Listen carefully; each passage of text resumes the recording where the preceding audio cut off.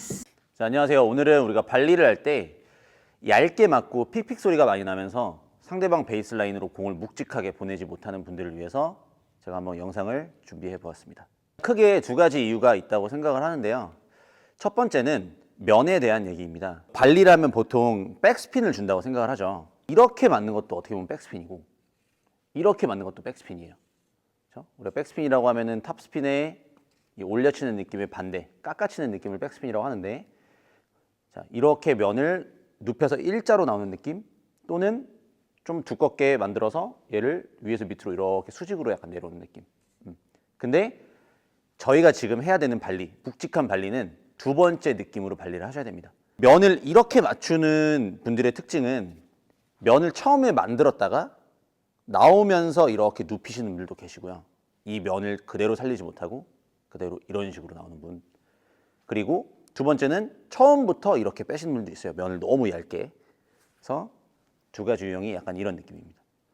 자, 처음부터 얇게 빼서 이렇게 치는 느낌. 지금 소리 들으셨죠? 그 다음 가다가 나오면서 얇게 이렇게 치는 느낌.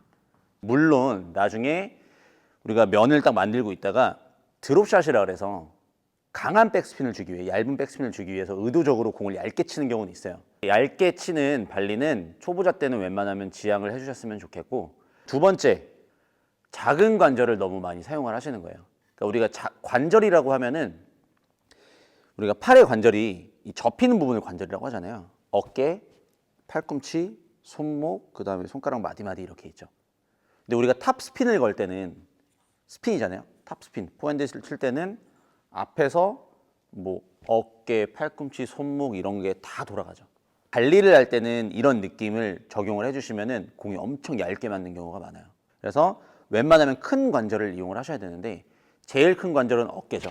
그리고 그 다음에 팔꿈치고 그 다음 손목입니다. 중요한 건 손목을 이렇게 사용하시는 건 절대 안 되고, 웬만하면 초보자분들은 팔꿈치도 고정을 해놓은 상태에서 어깨축으로만 스윙을 해주시는 것을 추천을 드리고요.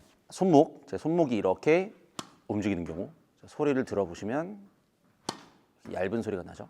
근데 손목이 고정이 되면 두꺼운 느낌으로 발리가 이루어집니다. 제일 중요하게 생각하는 부분이 이 라켓과 내 전환에 이 V자 모양이 유지되는 게 정말 중요하다고 생각을 하는데요.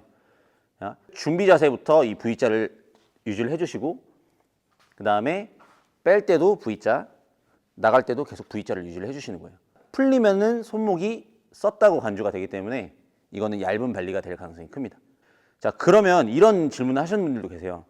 페더러 막 이런 선수들이 이렇게 안 하고 뒤로 막 손목을 말아가지고 팔꿈치 말고 막 여기서 이렇게 하던데요.